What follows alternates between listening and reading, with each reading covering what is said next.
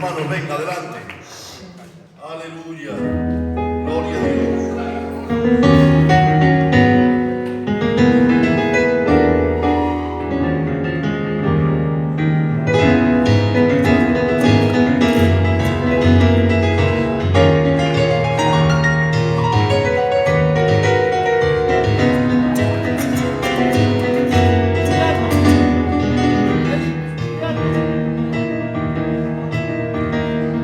Señor Jesús, ante ti me postro de rodillas, entregaré hoy todas las áreas de mi vida, mi juventud yo te daré, y con anhelo, Señor, te esperaré. Te buscaré, Señor, de madrugada, y hallaré la paz para mi alma. Yo buscaré, Señor, en tu palabra, Señor, que tú me mandas, te seguiré, te seguiré.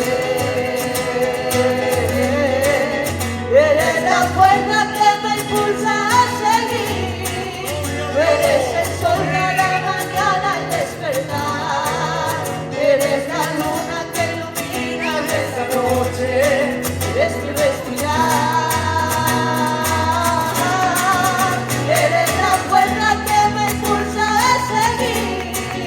Eres el sol cada mañana al despertar, eres la luna que ilumina esa noche, eres mi respirar.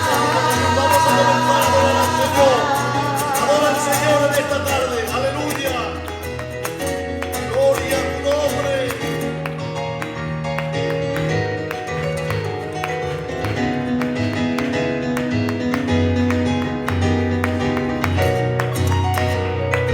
Señor Jesús, ante ti me postro de rodillas, te entregaré hoy todas las áreas de mi vida, mi juventud yo te daré, y con anhelo, Señor, te esperaré. Te buscaré, Señor, de madrugada, y hallaré la paz para mi alma. Yo buscaré, Señor, en tu palabra, integridad, Señor, que tú demandas, te seguiré, te seguiré. Tú eres la fuerza que me impulsa a seguir, eres el sol cada mañana al despertar, tú eres la luna que ilumina esta noche, eres mi respirar. Eres la fuerza que me impulsa a seguir, eres el sol cada mañana al despertar, eres la luna que ilumina esta noche, eres mi respirar. Y ardientemente mi anhelo, como dijera el rey David, que por un día tus atrios que mil días lejos de ti. El mayor de los tormentos no es que me falte el dinero, o que una enfermedad volver contra mí. Si no hubiese un cordero, un calvario y un madero, y una sangre que intercediera por mí, eso sí sería un tormento, sería como el mismo infierno, pero gracias a tu amor yo vivo en ti. Conmigo, tú estás conmigo, vas delante de mí, vas abriendo el camino. Conmigo, tú estás conmigo, vas delante de mí, vas abriendo el camino.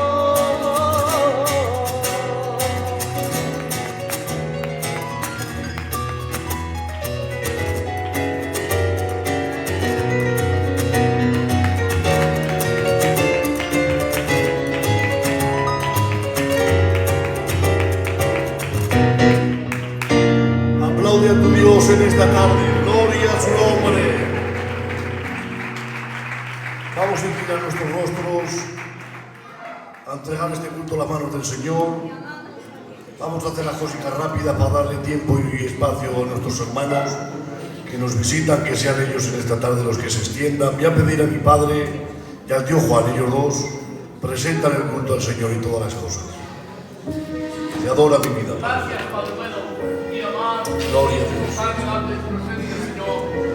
Gloria a Alaba Dios. mi alma, Espíritu Santo. Gloria a Dios. Venimos en orden necesitado, Señor. Te presento la visita, Padre, esta tarde, Señor. Para que tú, con misericordia, con paz, honor, para tu casa, Señor. Te adora mi vida, Padre. Gloria a tu nombre, Jesús. Danos fuerza para seguir caminando, Señor. Aumentanos la fe, Padre bueno. Que tengamos todos acertados en el nombre de Jesús. Amén. Amén. Te adora mi vida, Padre.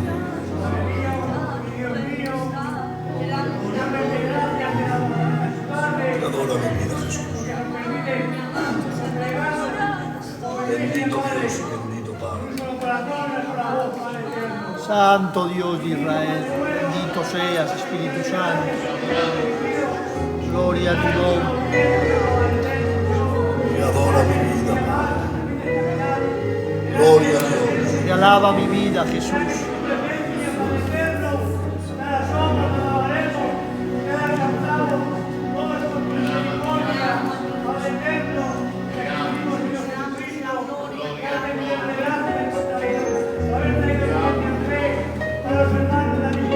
Santo eres, Rey.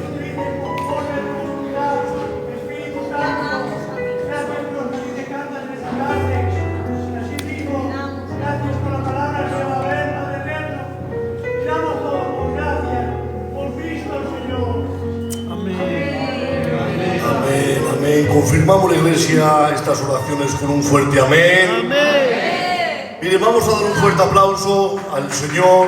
Aleluya. Gloria a tu nombre. Y vamos a dar las luces, hermano Chus. Mira, ve. Porque el hermanico canta un coro y así que se extienda él. Y luego que se extiendan los hermanos. Amén. Aleluya. Pero antes de nada, vamos a darle la bienvenida como ellos se merecen. Están con nosotros nuestro hermano Aquiles. Amén. Que el Señor lo bendiga. Que seas tan machote como ese hombre que tienes. Está con nosotros nuestro hermano y amigo Raulón, que es un privilegio en esta tarde tenerlo entre la iglesia. Sabemos que es un hombre que el Señor lo usa poderosamente en la palabra. Y bueno, que sois bienvenidos a la iglesia de Renuevo, vuestra casa. Nos distancia el espacio, pero somos de la misma iglesia, del mismo Padre. Y somos hermanos en Cristo. La iglesia repita conmigo: bienvenidos, en el nombre de Jesús. Sois bienvenidos a la casa del Señor. Antes de nada vamos a coger un coro, vamos a pasar el servicio de ofrendas, vamos a esforzarnos un poquito en esta tarde porque hay unos gastos, aleluya, y ya que pasen los hermanos y se extiendan, tomen lugar y hagan lo que ellos vean. Gloria al Señor. Adelante ese coro, mira, Enrique. Te adora mi vida. Gloria a tu nombre. Gloria a tu nombre. Gloria a Dios.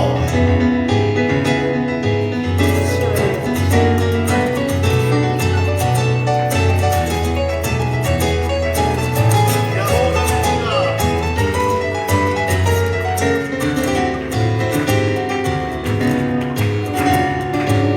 Dueño de mi alma, dueño de mi vida, tú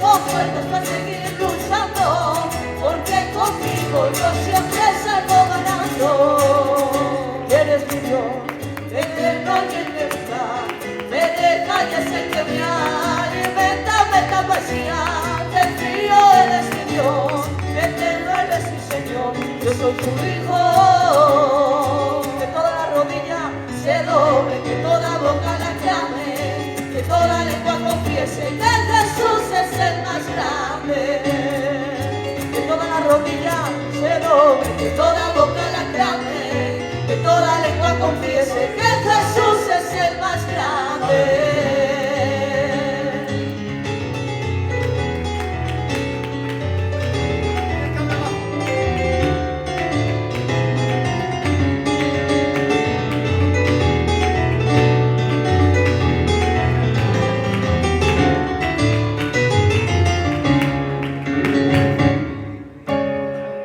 Aleluya.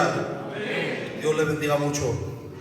La verdad que para mí es un privilegio el poder estar con todos ustedes y compartir un culto para el más grande, para el Rey de Reyes, para el Señor de Señores. Vale, ahora sí. Lo que no sé si escuchará mucho de la guitarra. Bueno, el hermano me ha preguntado antes, hermano, ¿cantas? Digo, no. Digo, la verdad que no.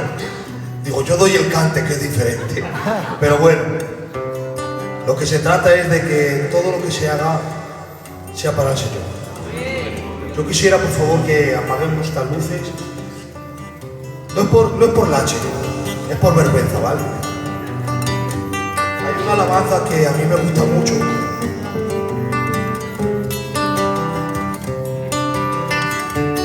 Y dice así. Y este es el momento que tanto he deseado. Corro a tu encuentro, me pierdo en tus brazos. Jesús, imprescindible eres tú. Y este es el momento que tanto he deseado. Corro a tu encuentro, ¡Te alabo, Dios! me pierdo en tu brazo. Jesús, imprescindible eres tú. Yo tengo que decirle al Señor en esta tarde: vengo a pasar tiempo contigo, que nada me distraiga de tus ojos, que nada me impida de tocarte y de escuchar tu voz. Vengo a pasar tiempo contigo, que nada me distraiga de tus ojos, que nada me impida de tocarte y de escuchar tu voz. Me quedo aquí cantándote, pegado a ti amándote. Me quedo aquí cantándote, pegado a ti amándote, amándote.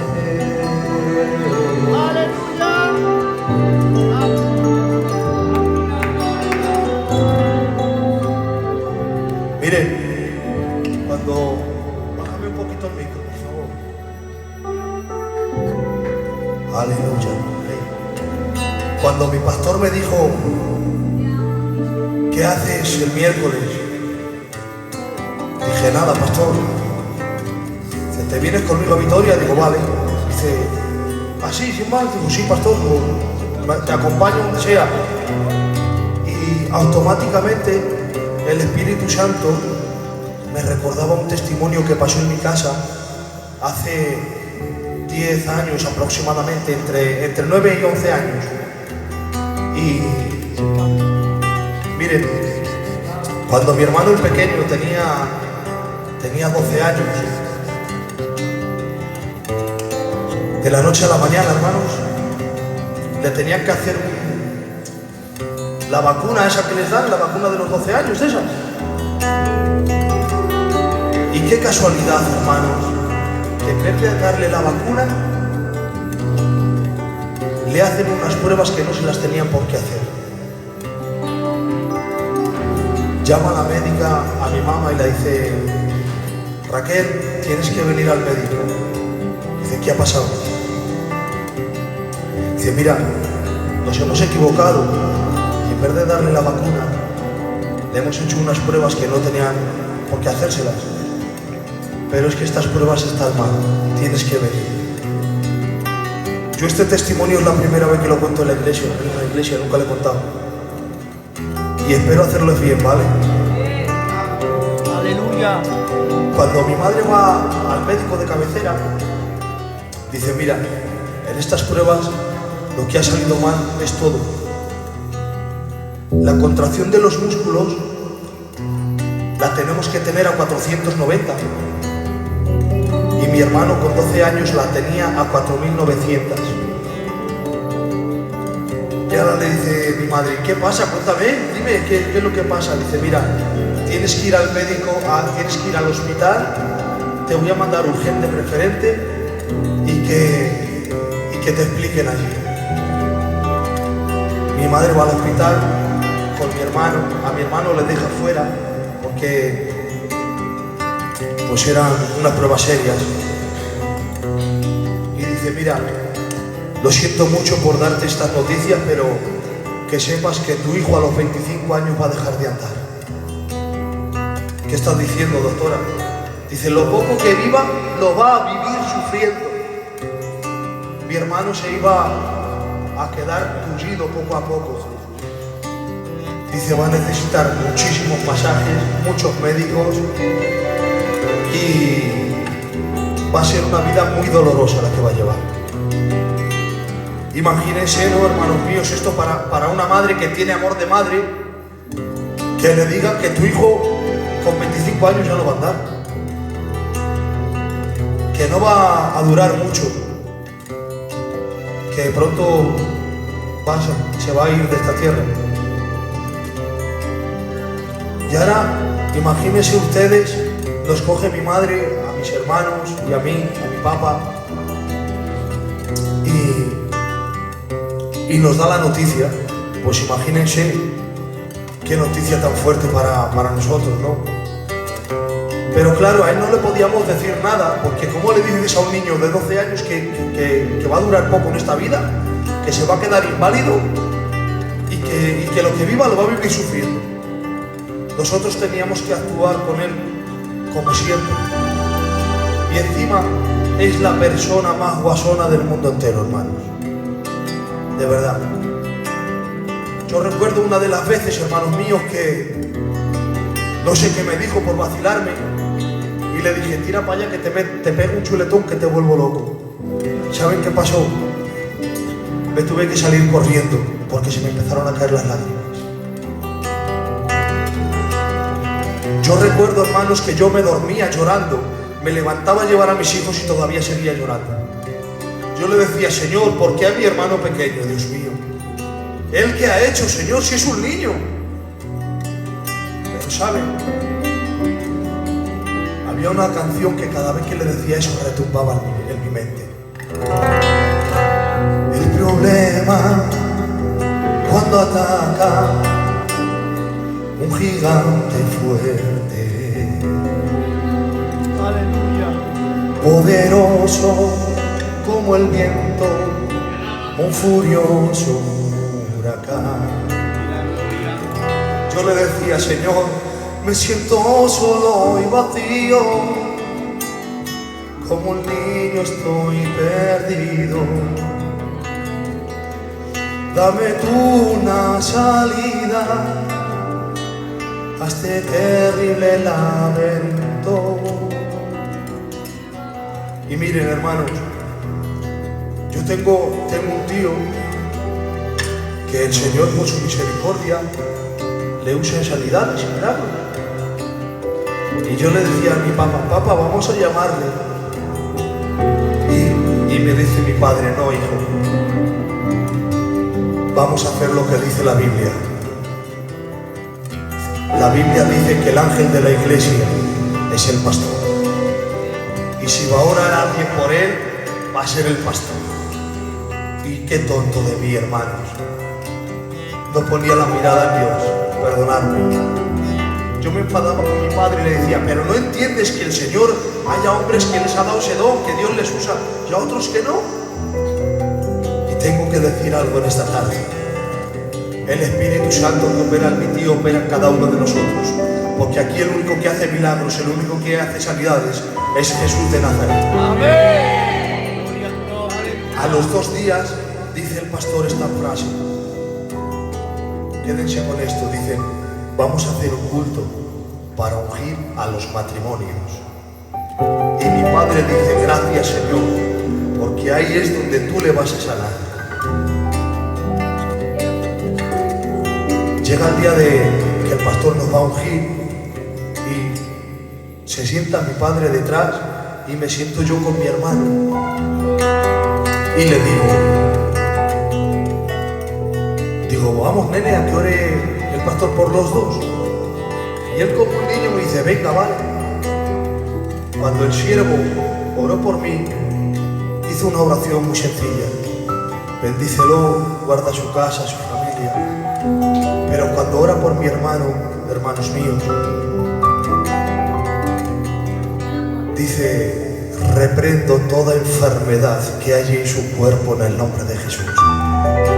Yo cuando oigo esta frase, hermanos, yo estaba con mis ojos cerrados, pero cuando oigo esta frase los ojos se me abren como platos. Me empecé a volver loco, digo, si no hemos dicho nada, porque no dijimos nada a nadie, nada más que a una tía mía, por si nos tenía que ayudar económicamente. Y me siento donde mi padre y le digo, papá, ¿qué ha dicho esta frase? Y me dice, ¿es que acaso el Señor que creó los oídos no va a escuchar? Pero ¿saben qué pasa? Que luego de repente 1000 preguntas a mi mente vienen a mí sin cesar. Es que somos humanos y la duda nos viene y es un mar lleno de duda donde me ahogo sin parar. Me siento solo y vacío, como un niño estoy perdido. Dame tú una salida ya este terrible laberinto. Y de repente venía el Espíritu Santo, me cambiaba el ambiente y le tenía que decir, pero sé que tú, Señor Jesús, me vas a dar la solución. El problema que viene hacia mí, con tu amor, Señor, lo destruirá. Yo confío en ti, confío solo en ti. Yo confío en ti, confío solo en ti. Tengo que decirles algo, hermano. Después de mi silencio, sin darle ningún tratamiento, sin darle nada, simplemente con oración y ayuno, oración y ayuno. ¿Saben lo que pasó? Que Cristo puso su mano. Entendemos que yo entiendo algo hoy en día, que hace 2000 años sanaba, hace 10 años sanaba, pero también entiendo que hoy sigue sanando, Dios sigue restaurando, Dios sigue levantando. Y tengo que decirte, no te canses de pedir por tu petición, no te canses de pedir por tu petición, no te canses de pedir por tu petición. Que Dios les bendiga mucho y espero haberles hecho bien, hermanos.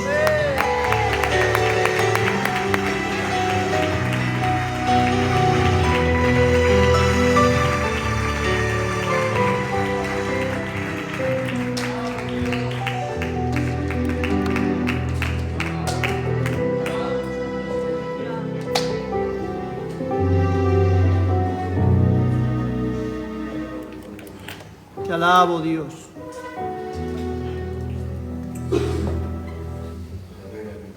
Amén. Podemos dar un aplauso a Jesús.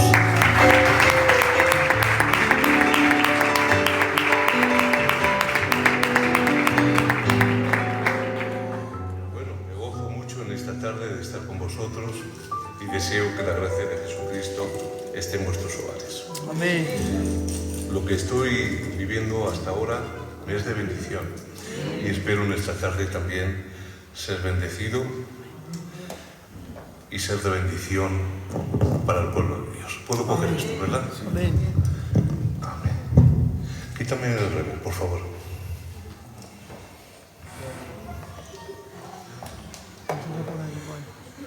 Le rogaba al Espíritu Santo que pusiera una palabra, un consejo para todos nosotros hoy. Y el Señor me ha recordado un verso. Y espero a través de este verso hacerlo bien. Amén. ¿Puedes hacer una música, por favor? ¿Cuántos habéis traído Biblia? Una Biblia, 2, 3. Bueno, el que tenga Biblia, vamos a abrir las Escrituras en el libro de Hebreos, capítulo 6. Hay un verso precioso. Mirad lo que dice la palabra del Señor. Por tanto, dejando ya los rudimentos de la doctrina de Cristo, vamos adelante a la perfección, no echando otra vez el fundamento de arrepentimiento de obras muertas, de la fe en Dios, de la doctrina de bautismos, de la imposición de manos, de la resurrección de los muertos, del juicio eterno. Y esto haremos si en verdad el Señor lo permite. Confirmamos su palabra con un fuerte amén. Amén. Pastor, por favor, preséntame al Señor. Damos gracias, Señor, en esta tarde por este privilegio que nos otorga, Dios mío. Padre, utiliza a tu siervo con poder y con gloria como nunca antes lo has hecho, Dios mío. Necesitamos de tu consejo, de tu palabra. Ábranos al alma y al corazón, Dios mío. Esa palabra que alimenta el alma, que nos levanta. Padre, usa a tu siervo y utilízalo para beneficio de tu pueblo. En el nombre del Padre, del Hijo y del Espíritu Santo. Amén. Amén. Ese aplauso para Jesús.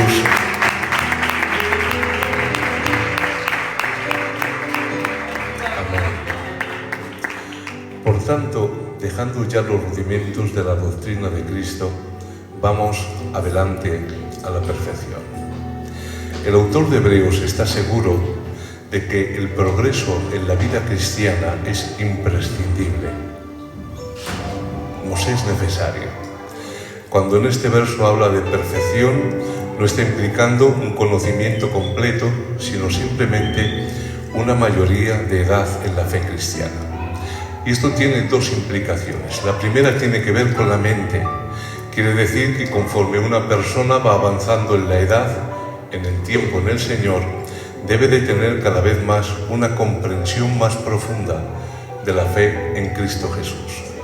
Y también que conforme se va haciendo mayor y va pasando el tiempo, debe de haber en la vida del creyente un reflejo cada vez más definido de la persona de Cristo. Debemos de crecer en el conocimiento de Él y debemos de transmitir con más claridad, de forma más diáfana, la imagen de Jesús. Porque todo lo que hacemos o estamos haciendo tiene un objetivo, y es que el Espíritu de Dios produzca en nosotros la imagen de Cristo. Te tienes que parecer hoy más a Jesús que ayer. Los cultos, las oraciones, la lectura de la Biblia, los ayunos, todo tiene ese objetivo, de que hoy te parezcas más a Jesús que ayer. Si hoy no nos parecemos a Jesús más que ayer, hoy no ha sido un día bueno. Lo entendemos, ¿verdad? La carta a los Hebreos, según estamos leyendo, estos creyentes en la fe, con el tiempo deberían haber estado en un nivel de comprensión tal que el autor dice que debían de ser ya maestros, pero que en base al tiempo transcurrido no había sido tiempo aprovechado, por lo tanto les tiene que seguir dando leche. Es muy triste que a un bebé tenga 14 años y se le tenga que seguir dando biberones. No solo es triste, es problemático, ahí hay algo que no funciona. Porque es verdad que a su tiempo el niño debe de desear la leche espiritual no adulterada para que por ella crezcamos para salvación. Pero pasando el tiempo, debiendo de ser ya maestros, no tenemos la capacidad de asimilar o de comer alimento sólido. Y sin embargo tenemos que ser alimentados por leche. Por eso dice unos versos atrás, en el capítulo 5, verso 12, debiendo de ser ya maestros, tenéis necesidad de que se os vuelva a enseñar cuales son los primeros rudimentos de la palabra de Dios. Tenéis necesidad de alimento, de leche y no de alimento sólido. Y sigue diciendo el autor, no echando otra vez fundamento, y empieza a dar una serie de doctrinas, que es el arrepentimiento de obras muertas, la fe en Dios, la doctrina de bautismos, la imposición de manos. Algunos creen, al leer estas doctrinas o esta lista de doctrinas, que el autor de Hebreos se está refiriendo a fundamento doctrinal de la Iglesia. No es necesario volver a echar otra vez el fundamento, pero no se está refiriendo al fundamento doctrinal del cristianismo, sino a la base del judaísmo de esa época. La primera enseñanza a la cual se refiere el autor es el arrepentimiento de obras muertas. ¿Qué quiere decir ahí el autor de Hebreos? Estaba refiriéndose a obras que no tienen ninguna relación con el carácter, sino con el ritual, y estaba implícitamente unido a la cultura y a la religión judía. Por ejemplo, para un judío una de las cosas que más le contaminaba era tocar un cuerpo muerto, de tal forma que le impedía entrar en el ritual del templo. No tenía nada que ver con el carácter, era algo simplemente una impureza ritual. Lo entendemos, ¿verdad? Con que no tocara un cuerpo muerto ya podía entrar en el ritual del templo. Podía tener ira, podía tener envidia, podía tener conflictos con celos, pero como era ritualmente puro, podía administrar o entrar en la participación del templo. No tiene nada que ver con relación al carácter, sino simplemente con la impureza ritual. ¿Qué pasa? Que cuando una persona tocaba un cuerpo muerto, tú no puedes entrar al culto. ¿Lo entendemos? A eso se refiere arrepentimiento de obras muertas. Otra, no echando otra vez el fundamento de la fe en Dios. Como judíos, el pueblo de Israel siempre ha tenido fe en Dios. Tanto es así que el Señor Jesucristo le dijo a sus discípulos: no se turbe vuestro corazón, creéis en Dios. ¿Ves? La fe en Dios. Pero ahora Jesús añade algo a esa fe que los judíos no tenían: creed también en mí. Creed que yo soy el Mesías, el enviado, el Cristo, aquel que el Padre ha mandado para hacer su obra. ¿Ves? Creer en Dios, creer también en mí. Cuando habla sobre la doctrina de los bautismos, no se está refiriendo a pasarse por las aguas en el contexto de la Iglesia o del cristianismo. La doctrina del bautismo se ha tomado tradicionalmente y es específicamente un ritual de los judíos, que es un sistema de limpieza ritual para ser apto para administrar en las cosas del pueblo de Israel.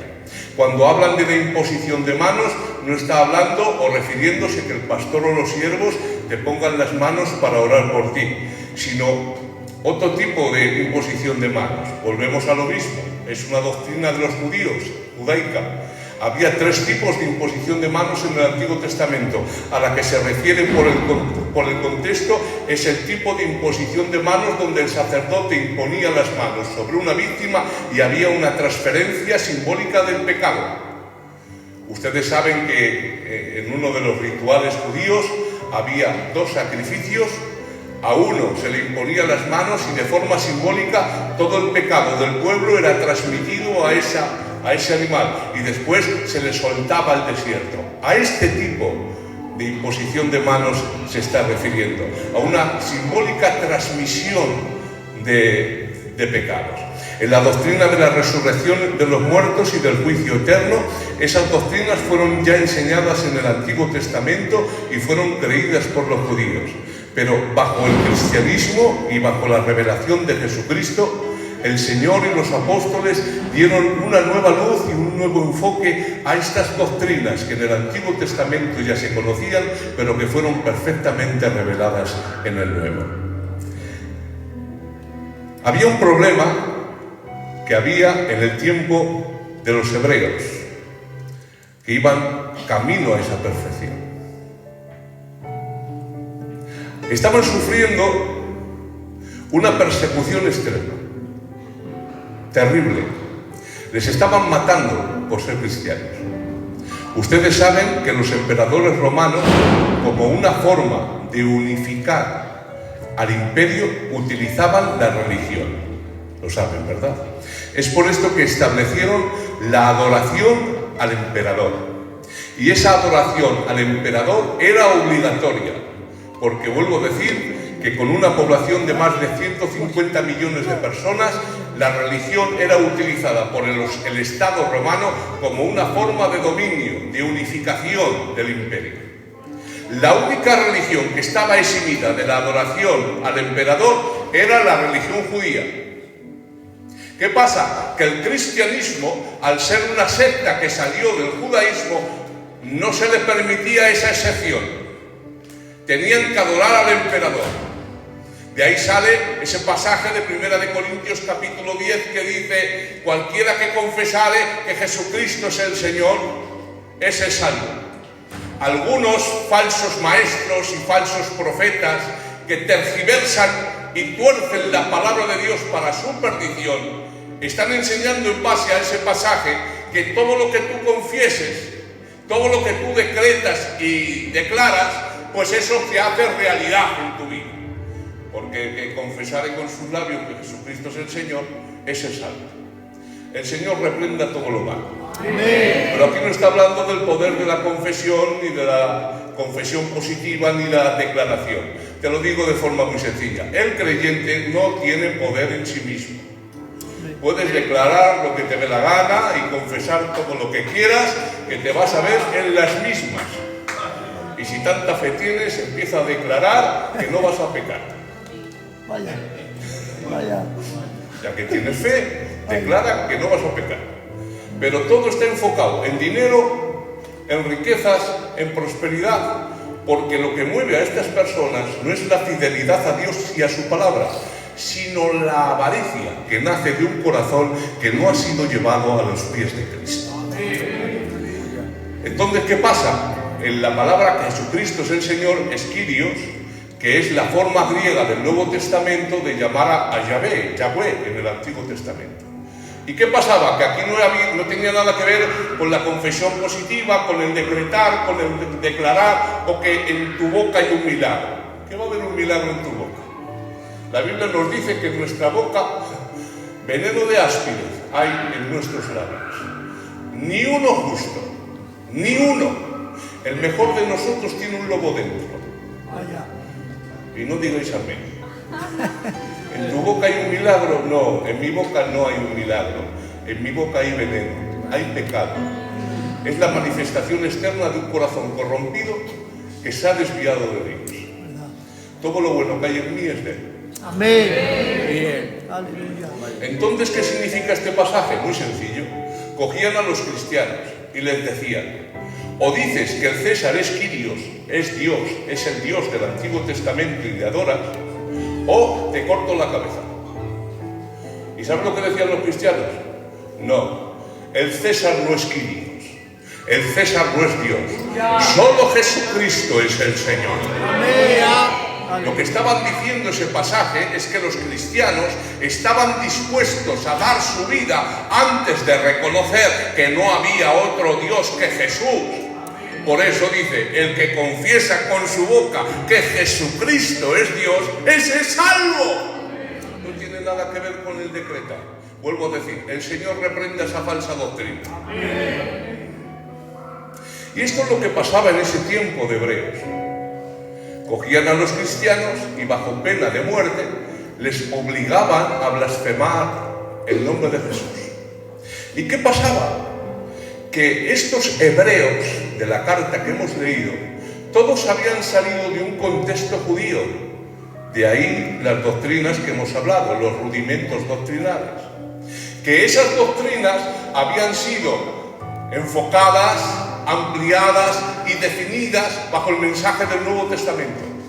Pero eran hombres que ya creían en Dios, creían en los sacrificios para la expiación del pecado, creían que Dios era grande, el único Dios, que Dios sanaba. ¿Qué me estáis entendiendo? Y ahora estaban bajo pena de muerte y persecución. ¿Y qué resulta? Pues muy sencillo. Para un pagano que había salido de las religiones de misterio de Asia Menor, le era muy difícil volver del conocimiento del Dios vivo de nuevo al paganismo, porque eran religiones total y absolutamente opuestas. Una salía de la adoración de los demonios y otra era la luz de que todos hemos sido creados por el Dios único y verdadero. Por eso, dice Pablo en Corintios, que el que adora a los ídolos, a los demonios adora. El pagano antes no lo sabía, pero cuando viene el Evangelio se da cuenta que de donde Dios le había sacado era de la oscuridad demoníaca de religiones de misterios, llena de demonios. Y le era muy difícil a este personaje apostatar de la fe y volver de nuevo a sus antiguas creencias.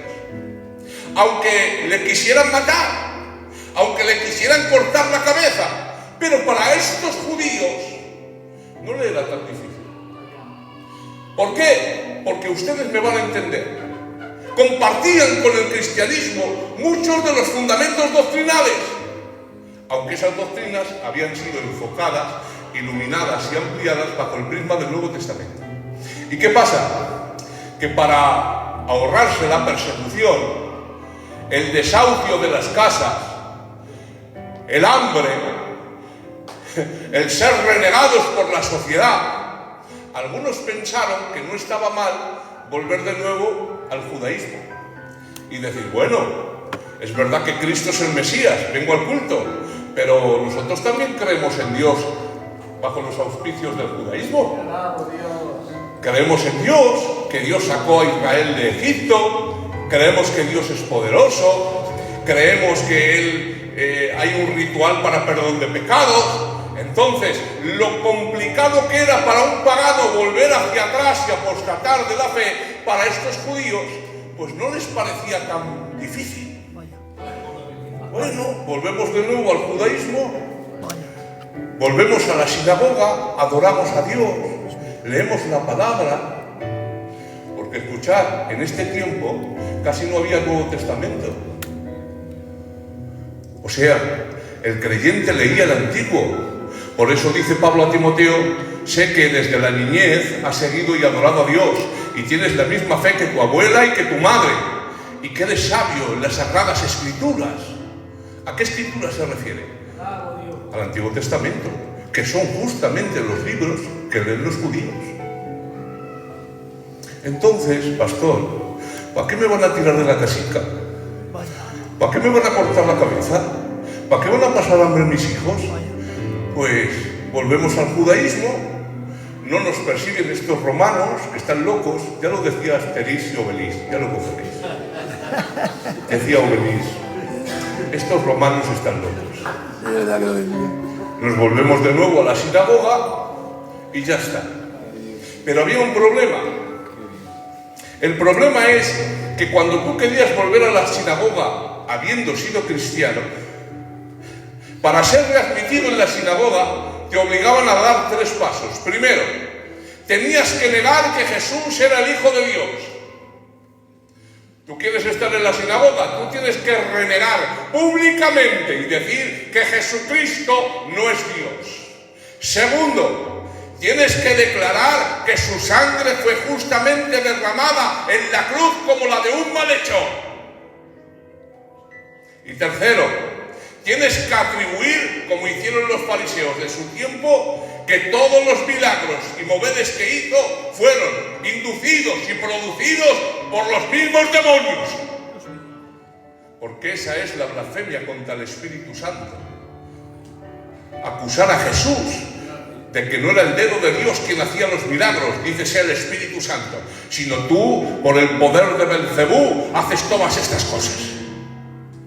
Cuando tú reconozcas que Jesucristo no es Dios, que murió en la cruz como un verdadero malhechor y que todo lo que él hizo fue producido por espíritus demoníacos, entonces te dejamos entrar en la sinagoga.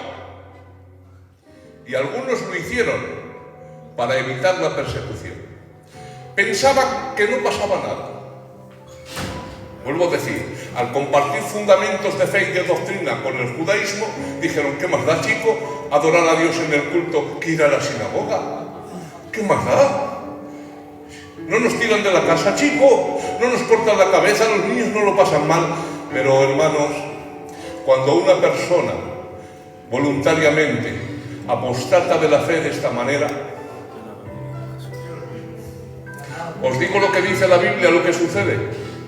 ¿Me dejáis leerlo? Capítulo 6, verso 4. Porque es imposible que los que una vez fueron iluminados y gustaron el don celestial y fueron hechos partícipes del Espíritu Santo y asimismo gustaron de la buena palabra de Dios y de los poderes del siglo venidero y recayeron, sean otra vez renovados para arrepentimiento, crucificando de nuevo para sí mismos al Hijo de Dios y exponiéndolo a vituperio. Es imposible que sean renovados al arrepentimiento. Han apostatado de la fe. Hebreos 6 es un texto muy complicado. El gran debate sobre este pasaje es si la experiencia de la salvación que está nombrando es real o es verdadera. Si tú preguntas a un calvinista reformado que cree que el salvo siempre es salvo, estos versos se están refiriendo a personas que han apostatado de la fe y han vuelto hacia atrás, te van a decir, no. Eso era gente que se hacía pasar por cristianos, una quinta columna introducida en la iglesia, agentes secretos del enemigo que parecían cristianos, pero que no lo eran. Vaya. Entonces todas estas experiencias son sucedáneos de cristianismo, porque el salvo siempre es salvo. Nosotros no creemos esa doctrina. ¿Para qué vais a decir amén ni nada? Nosotros no creemos que el salvo siempre es salvo. Nosotros somos pentecostales clásicos, arminianos clásicos weslerianos, pretribulacionistas, dispensacionalistas y continuistas. Y como esto está grabado y la mayoría no habéis entendido nada, después, si me invitáis a un cafecito, os lo explico. Vaya, bien. Pentecostales clásicos. Pues que nosotros creemos en la continuidad de los dones. Nosotros no pensamos que los dones cesaron. Cuando dice, cuando venga lo perfecto. Estos hombres calvinistas dicen, cuando venga lo perfecto, que es el canon de las Escrituras. No tiene pies ni cabeza, hermanos. Cuando venga lo perfecto está hablando de la venida de Cristo. ¿A qué vais a decir amén? Gloria a Dios. Van a cesar las lenguas y los milagros y las profecías, pero ahora no. Cuando venga lo perfecto, cuando venga Cristo por nosotros. Mientras tanto, pues unos hablamos en lenguas, otros con media lengua, otros hablamos castellano y no se nos entiende. Yo a algunas personas tengo que utilizar el don de interpretación de lenguas y les voy cogiendo a ver qué me están diciendo. Vaya. El otro día he visto un video donde un hombre da una profecía basado escuchando el canto de un pájaro. Válgame Dios. Está aconsejando a una pareja y hay como un pájaro, no sé si será un cuervo, un gorrión, no sé lo que será. Y dice, el Señor me está dando la revelación de lo que está diciendo el pájaro. Eso ya es mucho, pastor. Eso es. A ver, creemos en las lenguas, pero eso ya es mucho. Dios lo puede hacer. Pues no. No. Pero que Dios lo puede hacer. Quítate el monte y ponte para allá. Que no quita montes ahora el Señor. Vaya. Eso es una hipérbole. A no ser que sea algo necesario para su plan soberano y para su gloria. ¿Para qué quieres tú que quite una montaña, Dios? Vaya. Ya lo cogeréis. Es que así voy cuesta abajo. La habrá puesto ahí el Señor por algo, hombre. Vaya. Ya lo cogeréis también. Entonces, esta fe que estos hombres tienen no es fe, es misticismo. Porque Dios no te llama a ser crédulo. La fe siempre está basada en las Escrituras correctamente interpretada en su contexto. Es que esto está en la Biblia, correctamente interpretada en su contexto. Amén. Hace poco un pastor africano quiso mostrar a su iglesia la fe que tenía. Y se tiró 2 semanas de ayuno y dijo, mirad la fe que tengo, voy a andar por encima de las aguas como Pedro. Fue en África, hermanos, da risa y pena. A las 2 semanas de estar de ayuno, se mete en un río de África para andar sobre las aguas, se lo comieron los cocodrilos. Da risa y pena. Cuando vinieron la policía y la ambulancia encontraron solo una sandalia. Y ahora dices tú, pero se ayunó 2 semanas y Dios puede hacer eso. La fe está basada en la Biblia. Pedro andó por las aguas. Porque este hombre se hundió y se lo comieron los cocodrilos. La fe está basada en la Biblia, en la palabra de Dios, correctamente interpretada en su contexto. Cuando tú lo lees y te das cuenta que ¿a quién dijo Jesús que tenía que andar sobre las aguas? ¿Al pastor africano o a Pedro? Vaya.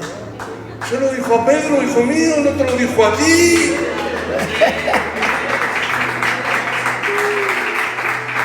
Es que está en la Biblia.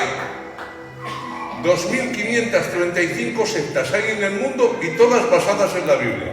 Si quieres te demuestro por la Biblia que el vampirismo y el canibalismo es bíblico. ¿Queréis un verso para demostrarlo? El que no come mi carne y bebe mi sangre no tiene vida eterna en sí. Ese es el nivel número 12 en el satanismo. El vampirismo y el canibalismo, basados en ese verso de las Escrituras. Y hay hombres que se entregan a Satanás y beben sangre humana y comen carne humana. El Señor reprenda todo lo malo. Amén. ¿Qué te parece? ¿Qué? ¿Nos hacemos vampiros? ¿O caníbales? La fe siempre está basada en la palabra de Dios correctamente interpretada en su contexto. La fe sin conocimiento es fanatismo. Siento de Dios decir esto, no está en el mensaje. Siempre todo hombre que tuvo fe, siempre fue necesaria una revelación divina. ¿Verdad? Noé tuvo fe. Dice, por la fe, Noé construyó un arca. ¿Pero en qué? En que Dios se lo había revelado. Vaya. Aleluya. ¿Ves? Creyó lo que Dios le había dicho.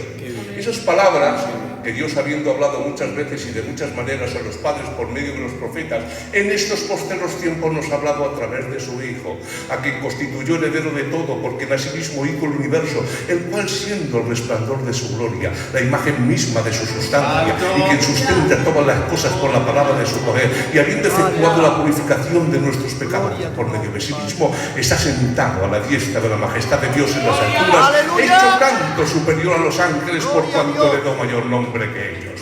Dios habló de muchas formas en el pasado, hoy nos ha hablado a través de su Hijo, y escrito está, he aquí que yo os mando el Consolador, que os recordará lo que yo os he dicho, y os revelará cosas nuevas. ¿Y dónde está todo esto? En su palabra. Gloria a Dios.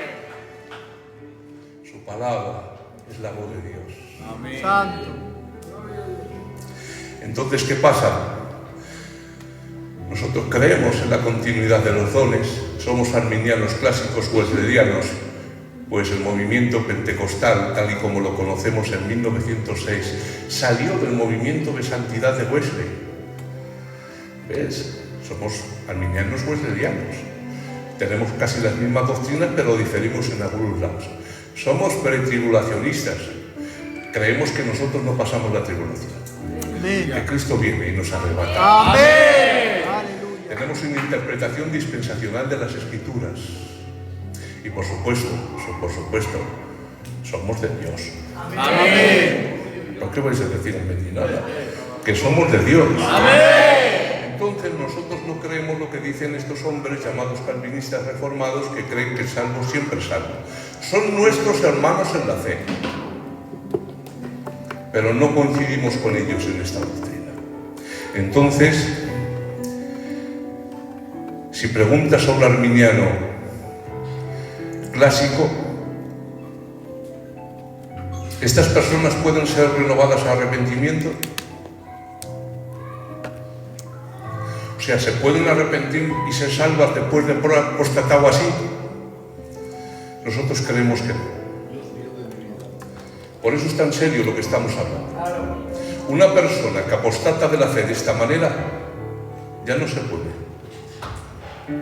No puede ser renovado para arrepentimiento. Ellos buscaban vivir mejor, no estar perseguidos, y no se dieron cuenta lo que estaban haciendo.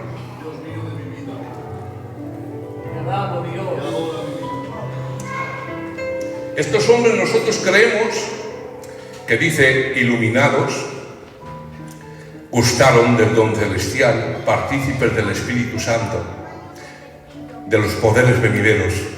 Creemos que estas personas son verdaderos cristianos que han nacido de nuevo, pero que al haber apostatado de la fe de esta manera no pueden ser renovados a arrepentimiento. Y dice por qué. Porque es imposible que los que vivieron y experimentaron lo anteriormente descrito, iluminaron, gustaron, participaron del Espíritu Santo y de los poderes del siglo venidero, y recayeron, apostataron de la fe, es imposible que sean otra vez renovados para arrepentimiento, crucificando de nuevo para sí mismos al Hijo de Dios y exponiéndole a vituperio. ¿Y por qué no pueden ser salvos? ¿Por qué no pueden ser renovados de nuevo para arrepentimiento? El motivo es sencillo, y si me dejáis lo explico. Así me gusta que me apoyéis. En el libro de Gálatas capítulo 3, Pablo expresa: de manera que la ley ha sido nuestro guía para llevarnos a Cristo, a fin de que fuéramos justificados por la fe. Pablo expresa claramente que la fe no podía salvar. No fue dada o entregada al pueblo de Israel o a los hombres para salvar a los pecadores.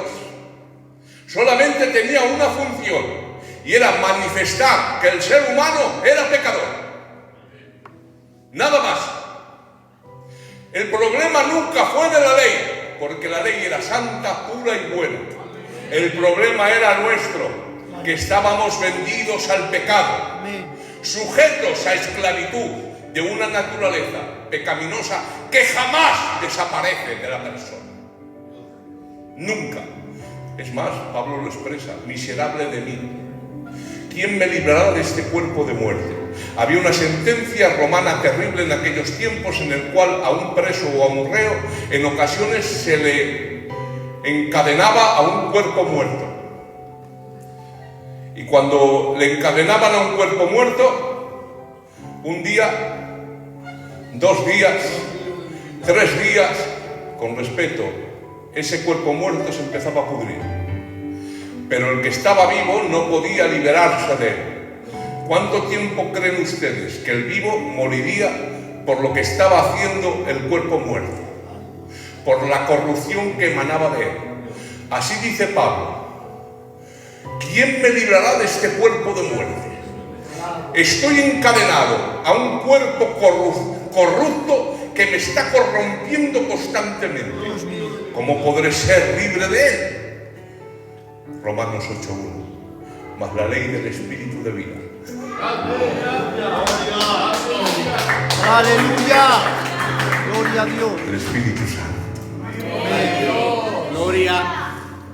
¿Y qué pasa? Que el ser humano está inclinado al pecado constantemente.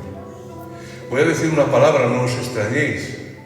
El ser humano, nosotros creemos que estamos depravados. Eso significa que el hombre no puede creer por sí mismo, no se puede salvar por sí mismo, no puede tomar decisiones por Cristo por sí mismo, porque el hombre está totalmente depravado. Eso no significa que el hombre peca o peque todo lo que podría llegar a pecar. Significa que está en un estado espiritual tal que le incapacita para tener una decisión por Cristo, acercarse a Dios o tener fe. Todo eso tiene que ser producido por la persona gloriosa del Espíritu Santo. El calvinista cree que esa gracia es irresistible y en quien opera, que es selectiva, porque Cristo, dicen ellos, que no murió por todos, sino simplemente por los escogidos, en quien opera esa gracia, se tiene que salvar, porque nadie puede resistirse a Dios. Nosotros no creemos eso, creemos que Cristo murió por todos. Ay, Dios hubiera dicho amén. Que la gracia de Dios opera en todos. Porque escrito está que el Espíritu Santo convencería ¿a quién? Al mundo. No al cristianismo que ha nacido en el culto, no te pienses que Dios es exclusividad tuya. Que el Espíritu Santo iba a convencer al mundo de pecado, de justicia y de juicio. Hay una obra que el Espíritu Santo está realizando ahí fuera, que tú no la ves, y yo tampoco, pero en cuántas ocasiones cristianos o personas que ahora son cristianas, cuando hablas con ellos te van a decir, no, si antes de que hablara el pastor conmigo, o antes de que alguien me testificara, yo estaba en casa y me encontraba mal, ¿y sabes qué era eso? Eso no era la obra del pastor, ni tampoco del predicador, era la obra misteriosa y secreta del Espíritu Santo que estaba trabajando en el corazón del hombre. Creemos que esta gracia es universal y también creemos que esta gracia se puede resistir. Escrito está en el libro de Hechos. Vosotros siempre habéis resistido la gracia de Dios. Pero en aquella persona que no la resiste, sino que abre su corazón, amigo, le eleva a una capacidad donde puede tomar una decisión por Cristo. Y inmediatamente que dice que sí, el Espíritu Santo desciende en su vida, le justifica, le regenera y le coloca injertado en Cristo Jesús. Pero ¿qué pasa? Que la ley, lo único que te decía era, chacho, estás muy fastidiado. Porque nadie tenía conocimiento de pecado hasta que vino la ley. Nadie sabía que codiciar era malo hasta que la ley dijo, no codiciarás. Entonces lo que hacía la ley era revelar la condición del ser humano. Yo sé que os peináis. ¿No os peináis? Te levantas por la mañana. Algunas mujeres se piensan, dicen, no me voy a quitar el maquillaje por la noche, así mañana me ahorro un rato. Y se levantan como un mapache.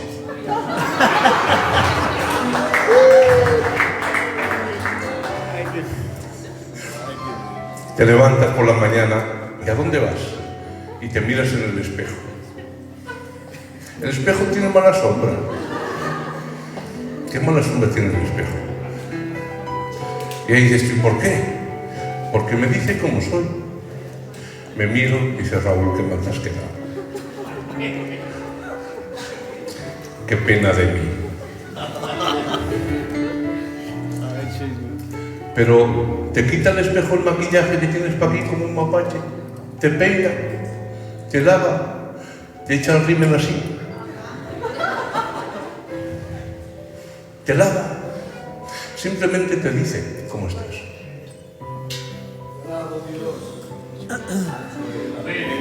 ¿Y qué te dice? Eres un pecador.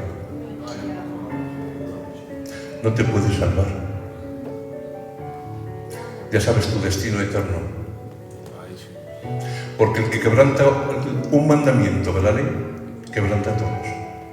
Porque el mismo que dijo no matarás, también dijo no codiciarás.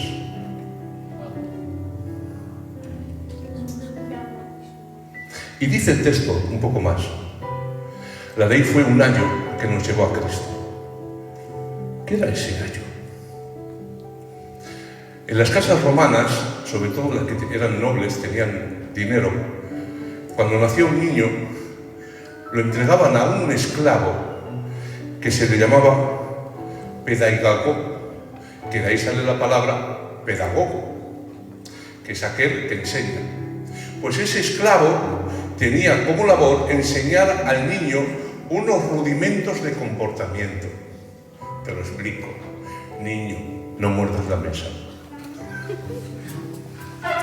Niño, la fruta es de plástico, no te la comas. Ya lo cogeréis. Niño, no cojas el cuchillo así. Cógelo así como una persona. Niño, no pintes en las paredes. Ya lo cogeréis también.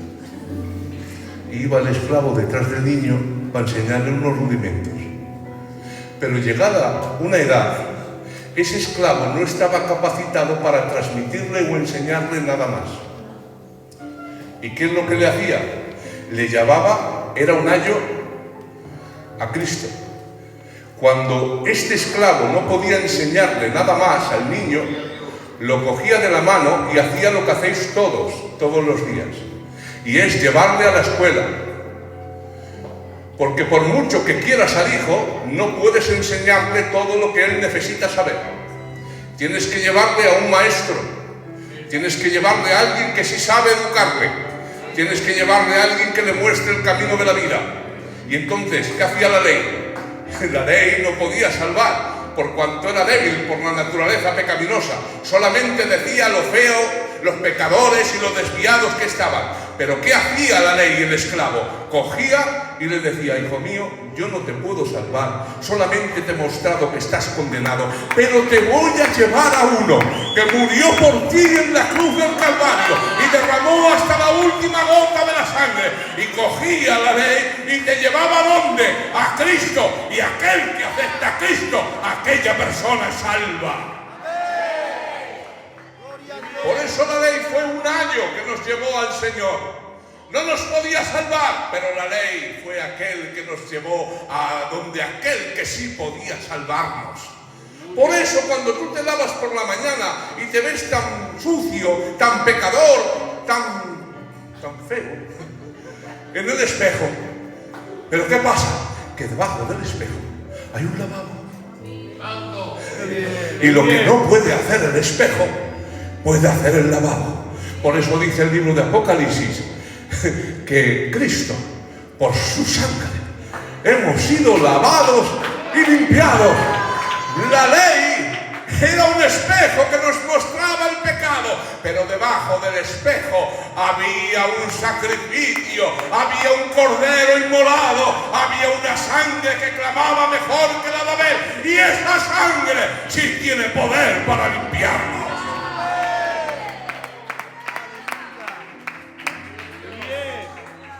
Y ahora entendemos mejor el pasaje, porque es imposible que los que han apostatado de esta manera de la fe, han recaído, sean otra vez renovados a arrepentimiento, crucificando de nuevo al Hijo de Dios y exponiéndolo al vituperio. Lo que está diciendo es que solo hay un camino para ser salvo, y ese camino es Jesús. Escrito está en el libro de Hechos: no hay otro nombre dado a los hombres por medio del cual podamos ser salvos. Y Jesús mismo dijo: yo soy el camino, la verdad y la vida, nadie va al Padre si no es por mí. Que lo podemos decir de otra manera: yo soy el camino verdadero que lleva a la vida. Solamente a través de mí podéis ver al Padre. Te alabo, Dios. Gloria a tu nombre, Dios. ¿Os acordáis cuando Pablo está predicando en Filipos y de repente sale una niña poseída? Y dice uno: Raulón, se dice posesa. Poseso.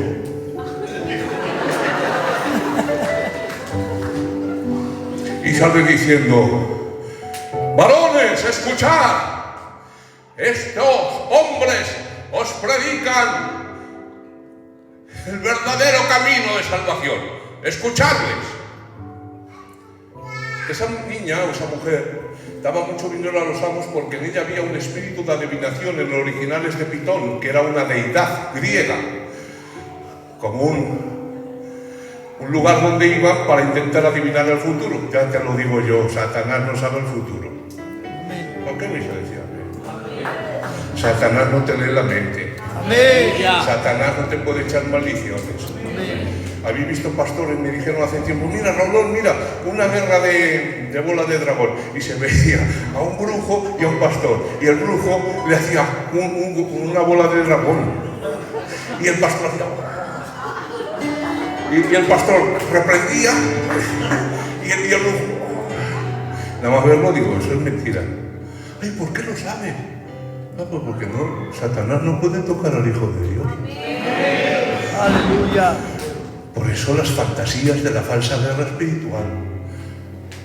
Como que Dios necesita guerreros de la fe, mujeres empoderadas que hacen los poderes superiores para que la unción de Dios descienda.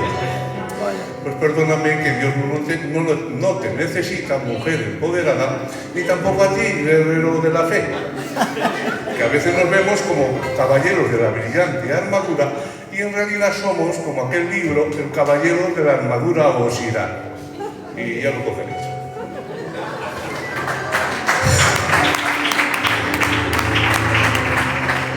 Como que Dios no necesita matar demonios. Echa aceite.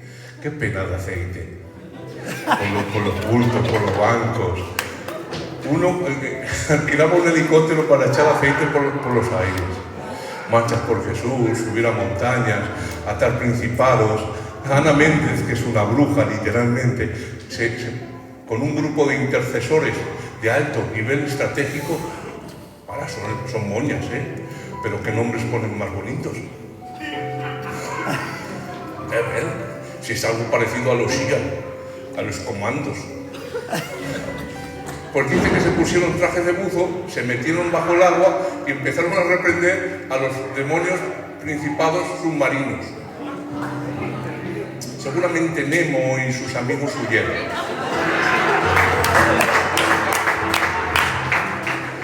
No tardando, subirá alguno en el transbordador espacial, saldrán con trajes así para estar en la atmósfera cero del espacio y empezarán a atar demonios y principados en nosotros.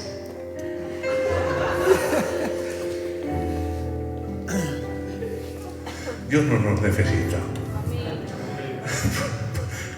¿De verdad te crees que Dios nos necesita para hacer eso? Lo que pasa es que no meditamos, pero si nos pusiéramos un poco a charlar en estas locuras con un café con leche y unos bollos, nos daríamos cuenta por sí mismos.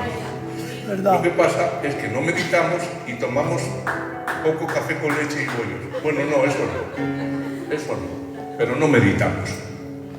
Así me gusta, que digáis amén. Entonces, ¿qué pasa? ¿Por qué reprendió Pablo a esa niña poseída, si estaba haciendo bien, si estaba dando testimonio? Escuchar a estos hombres que os muestran un camino de salvación. Cuando vas a los manuscritos más originales, esta niña no decía escuchar a estos hombres que os muestran el camino de salvación, sino que decía escuchar a estos hombres que os muestran uno de los caminos de la salvación, dando a entender que da igual qué religión tengas o qué camino lleves, que al final todos conducen a Dios. Eso es lo que se intenta promover ahora, un movimiento ecuménico que dice, da igual que tú seas mormón, da igual que seas testigo de Jehová, da igual que tú seas adventista, da igual que seas musulmán, da igual que seas budista, todos los caminos de las religiones conducen a Dios. Pero a eso tengo que decir que no es verdad. No hay ningún camino de religión, ni muchos caminos que lleven al Padre. Solamente hay un camino, solamente hay una verdad y solamente hay una vida. Y su nombre es Jesús. Y estos judíos apóstatas, al rechazar al autor y consumador de la fe, estaban rechazando al único camino del Padre. ¿Y cómo te vas a salvar, hijo mío, si estás renegando y apostatando de Cristo? Es imposible que los que recayeron y apostataron sean otra vez renovados a arrepentimiento, porque han rechazado al autor y consumador de la fe. Su nombre es Jesús. Da ese aplauso al Señor.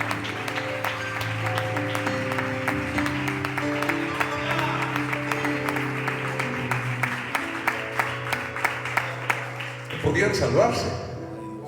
Es como que te caes de un transatlántico en las frías aguas del océano Atlántico, a miles de kilómetros de la costa, con miles de metros de profundidad, que en 3 minutos mueres a causa del frío.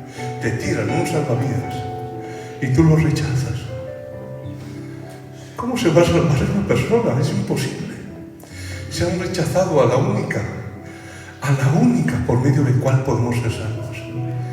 Y no solo eso, al volver de nuevo bajo los auspicios del judaísmo, han vuelto de nuevo a pertenecer a aquel pueblo que mató y crucificó a Jesús. Por eso sigue diciendo, es imposible que sean renovados al arrepentimiento, crucificando de nuevo para sí mismos al Hijo de Dios y exponiéndole a vituperio. ¿Cómo? Como hizo el pueblo de Israel. Entonces, habían repudiado, como en su conversión, habían repudiado las obras muertas del judaísmo para volverse a Dios en la fe salvadora de Jesús. Ahora habían rechazado a Jesús, en cuya sangre habían confiado. Habían abandonado la perfecta obra de Cristo y habían vuelto a las sombras que lo prefiguraban. Esto es, el judaísmo. El judaísmo era sombra de aquello que iba a venir. Dejaron el judaísmo y abrazaron aquello que era la sombra, que lo que iba a venir. Y ahora dejan el cumplimiento de los tipos y se vuelven de nuevo a la sombra. Abandonan la luz y vuelven de nuevo a la oscuridad.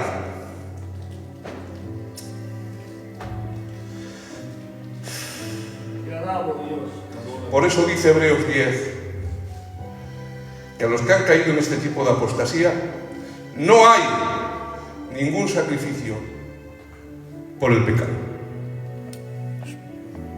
Ya no hay más. Si tienes a Cristo, lo abrazas y después lo rechazas y lo tienes, ya no hay más sacrificio por los pecados. Aquí el autor está hablando de Números capítulo 15. Y era el pecado de ojos abiertos. Dice, mas aquella persona que hiciere algo con soberbia, así el natural como el extranjero, ultraja a Jehová, esa persona morirá. Por cuanto tiene en poco la palabra de Jehová y menospreció su mandamiento, enteramente esa persona morirá, su iniquidad caerá sobre ella. No había sacrificio de sangre para ese tipo de pecado. A este tipo de pecado se le llama pecado de ojos abiertos, pecado de soberbia, pecado con premeditación y alevosía. Pues dice, no había muchos sacrificios en el Antiguo Testamento, pues que maten un cordero, que sacrifiquen un ave. No hay sangre para ese pecado. El que peque con los ojos abiertos, menospreciando el mandato de Jehová, el tal morirá. Por eso dice Hebreos 10, porque si pecamos voluntariamente después de haber recibido el conocimiento de la verdad, no queda más sacrificio por los pecados. ¿Ves? Está uniendo Números capítulo 15 con Hebreos capítulo 10. ¿Y qué pecado está hablando? El pecado de soberbia. A veces nos pensamos que como estamos en la gracia, pues no pasa nada. Ay, pastor, cuando se case mi niño, voy a coger una borrachera que voy a llamar a mi mujer de usted.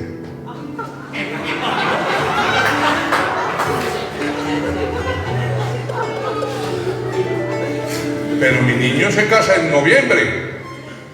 Chacho, estás diciéndolo en abril. Sí, en abril. Uy, lo que voy a coger. Me vas a disciplinar porque ya sé cómo funciona el estamento eclesiástico. Y me vas a echar por lo menos 6 meses. ¿Pero estás arrepentido? No. Porque 3 meses después está la boda de mi primo y voy a hacer exactamente lo mismo.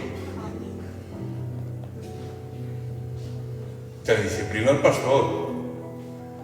¿De verdad te crees que ese pecado es borrado?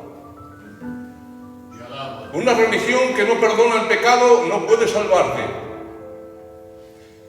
Una vez predicando uno en una iglesia, iglesia, pastor, no me gusta meterme mucho en muchas cosas, a no ser que sea doctrina fundamental. Eso sí, si se sube uno y dice Jesucristo no es Dios, cojo el zapato.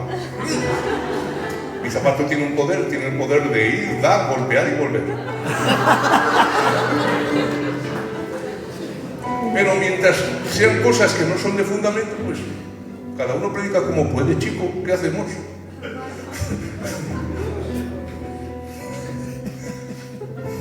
Está la cosa mal. Y ahora predica del perdón de Dios, que Dios perdona, que hay perdón, etcétera, etcétera. Y un mensaje muy bonito. Y cuando yo ya me iba para casa, me coge y me dice, Raulón, ¿qué te ha parecido? Uy. Pues hombre, ya que me lo dices directamente, no te iba a decir nada. Pero te ha faltado una cosa muy importante. ¿Cuál? Si está todo bíblico. Que Dios te perdona si te arrepientes. Vaya. Porque sin arrepentimiento no hay perdón. Aleluya.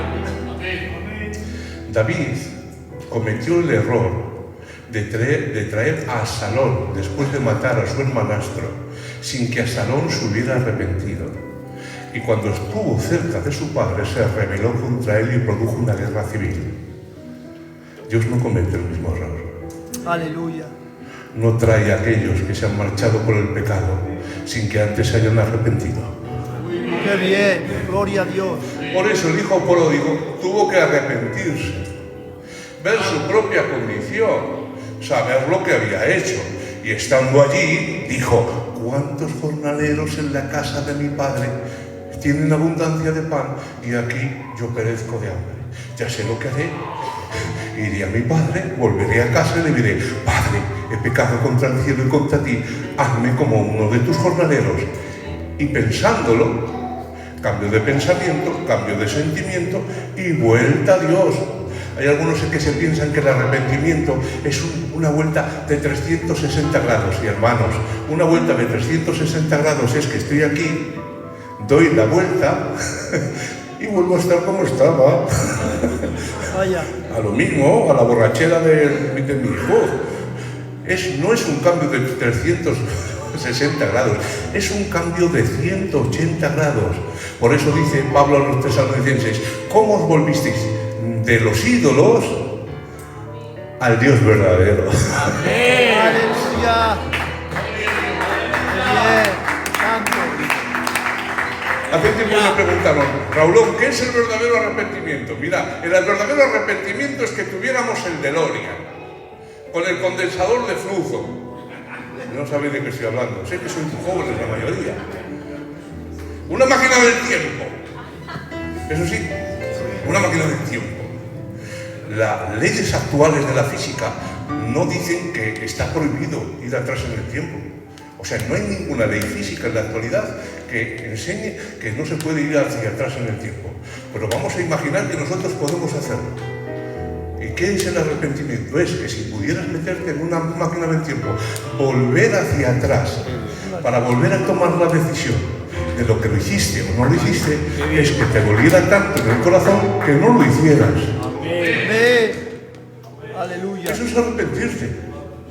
Pero si tú estás diciendo ya que dentro de 6 meses voy a coger una borrachera que no voy a conocer ni a mi mujer y 3 meses después voy a coger otra para la boda de mi primo y sé que me va a disciplinar, pero aunque hay disciplina no hay arrepentimiento, donde no hay arrepentimiento no hay perdón de pecado, el pecado permanece.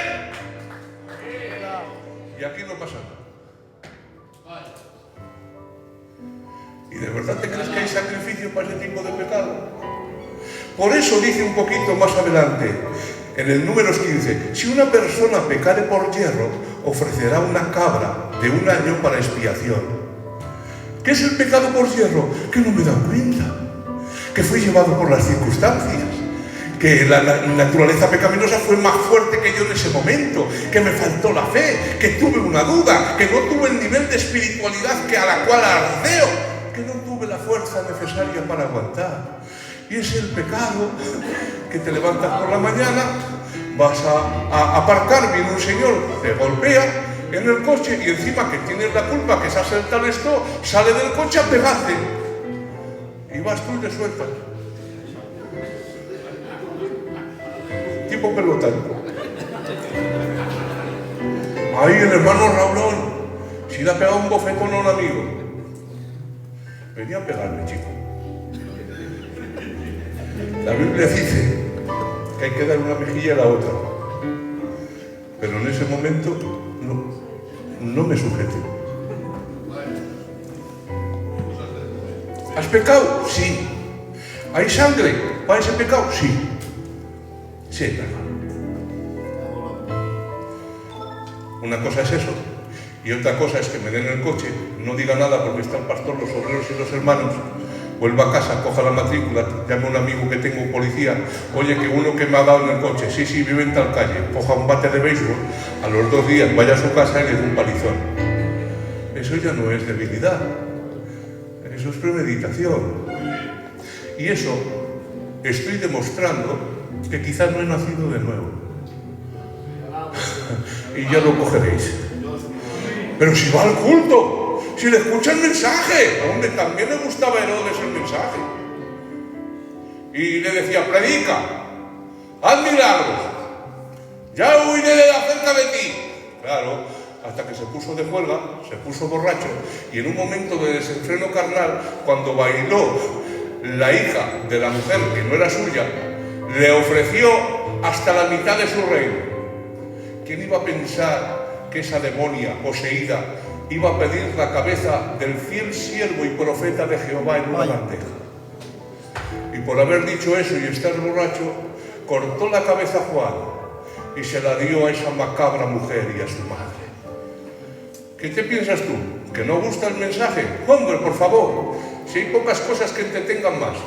Un buen mensaje, unos buenos coros, unas buenas alabanzas, un agua, un café, ponme un café, dame otro, ponme un bollo de esos. Pero por favor, hermano, que esto hay pocas cosas que lo superen. Si esto es algo maravilloso, pero una cosa es eso y otra cosa es tener la nueva naturaleza, el Espíritu de Dios aquí en el corazón. Entonces el autor está diciendo esto. ¿Me dejáis terminar ya? El pecado que se perdona es el pecado de hierro. Entonces, Señor Raulón, ¿por qué Dios perdonó o Jesús perdonó al pueblo de Israel que le crucificó? Padre, perdónalos porque no saben lo que hacen. Y Pedro lo confirma después en Hechos capítulo 3. Mas ahora sé, hermanos, que por ignorancia lo habéis hecho, así también como vuestros gobernantes. Por eso podían ser perdonados. Predicando, Pedro, lleno del Espíritu, dice: así que arrepentíos y convertíos para que sean borrados vuestros pecados, para que vengan de la presencia del Señor tiempos de refrigerio. ¿Y por qué fue perdonado Pablo, a pesar de lo que hizo, de perseguir a la iglesia y consentir en la muerte de Esteban? Primera de Timoteo capítulo 1. Mas fui recibido a misericordia, porque lo hice por ignorancia, en incredulidad. Claro, la persona que lo hace por ignorancia, en incredulidad, pudo ser perdonado.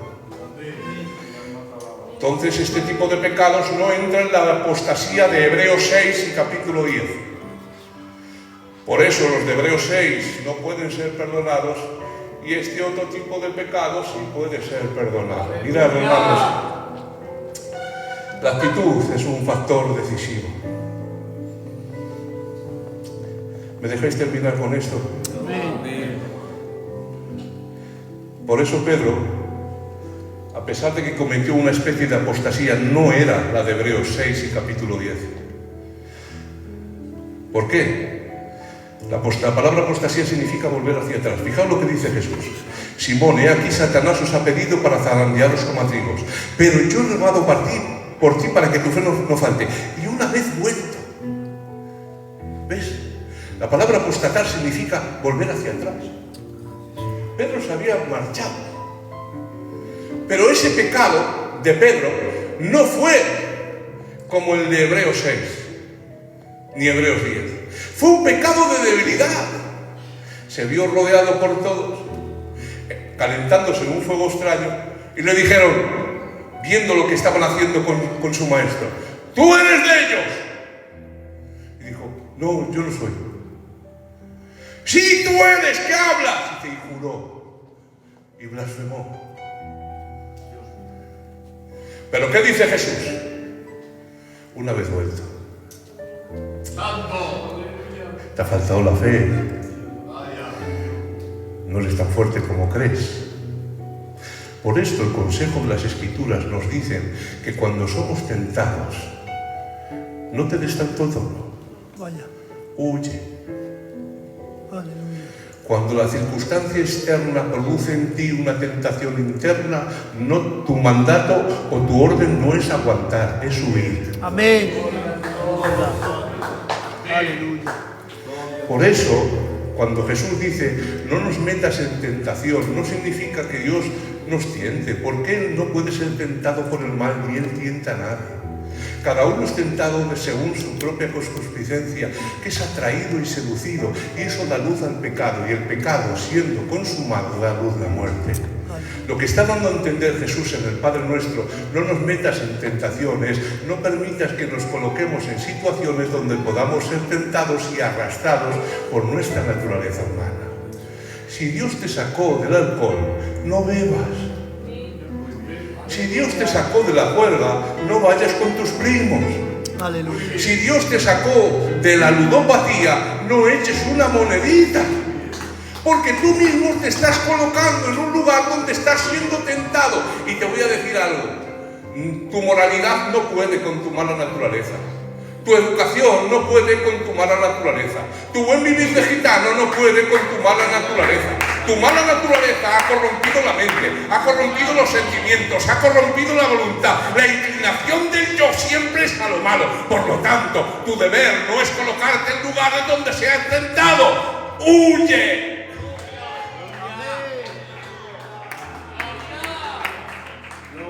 Aleluya.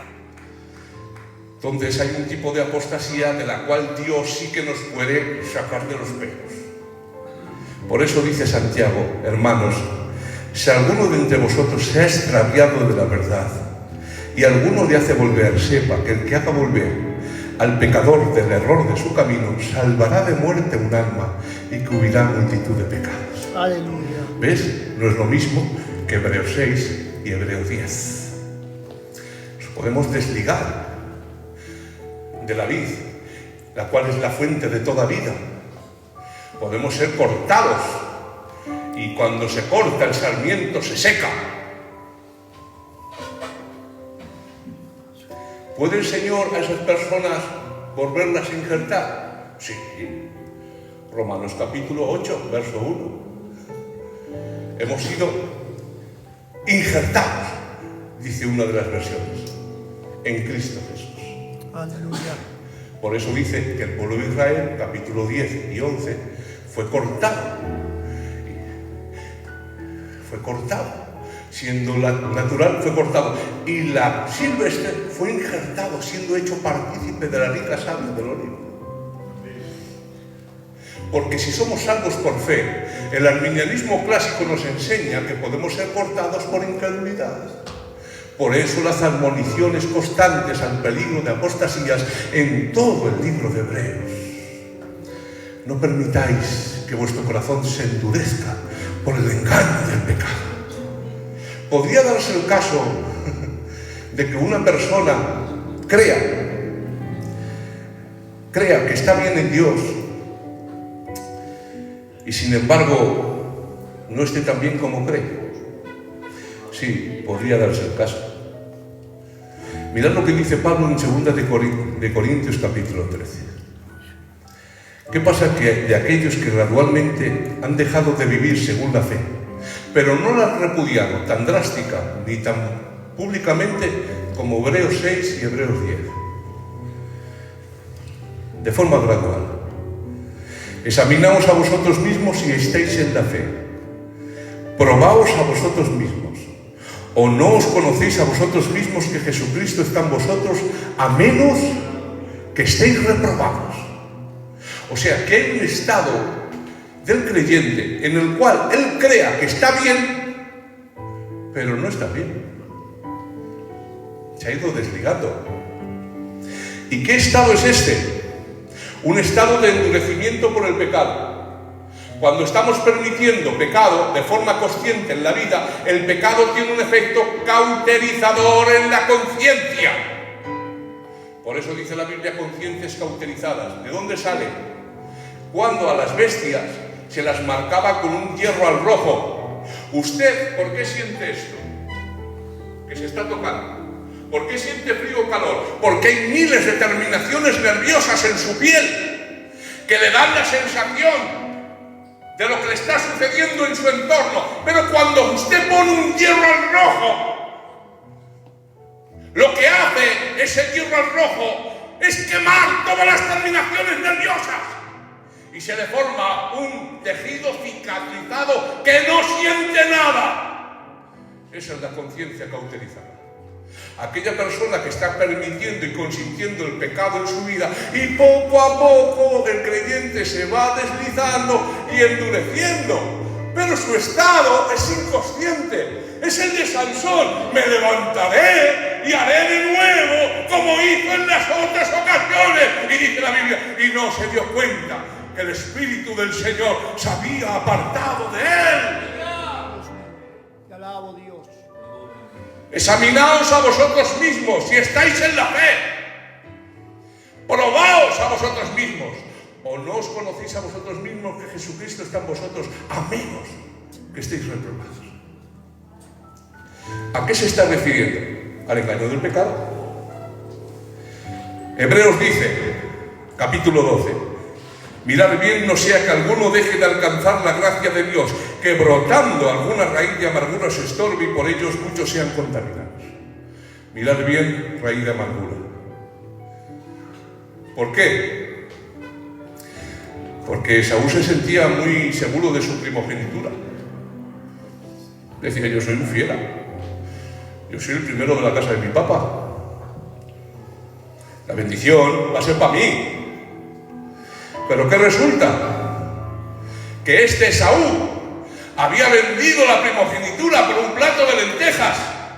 Se había casado con mujeres paganas. Era un profano, dice la Biblia. Y claro, cuando quiso recibir la bendición, ¿no hay bendición para mí? No, hijo, para ti no hay bendición. Porque él quería bendición sin responsabilidad. Vendo la primogenitura, que es la responsabilidad, pero me quedo toda la bendición. Yo no quiero estar a la altura de la responsabilidad de vivir la vida cristiana, pero quiero todos los beneficios de la vida cristiana. Pero te tengo que decir que si no tienes una cosa, tampoco viene la otra. Es un pack indivisible. Y la Biblia nos dice que era un profano. ¿De dónde saca esta falsa seguridad de salvación? Del libro de Deuteronomio.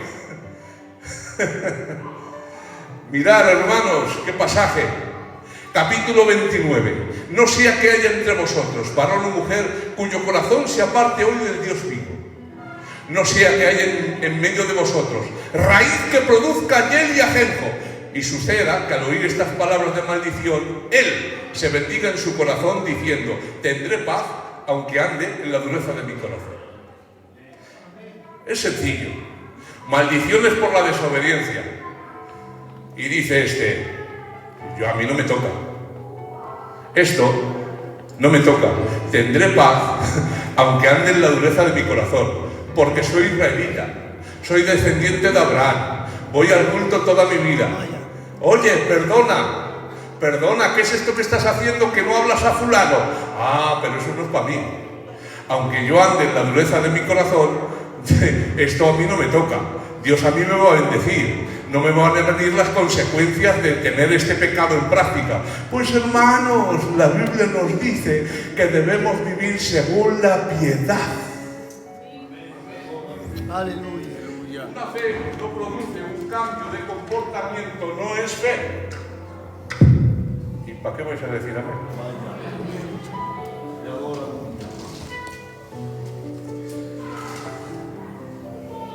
Somos muy dados a autoengañarnos. Vaya. De verdad que no hay que nos aguante. ¿Qué paciencia tenéis conmigo? Si me he secado, pastor. Amén. Aleluya. Pero bueno, ¿por qué marchar? Hasta aquí. Dios os bendiga. Dios os tiene de bendición. Os mando un abrazo muy fuerte. Que pasen bien.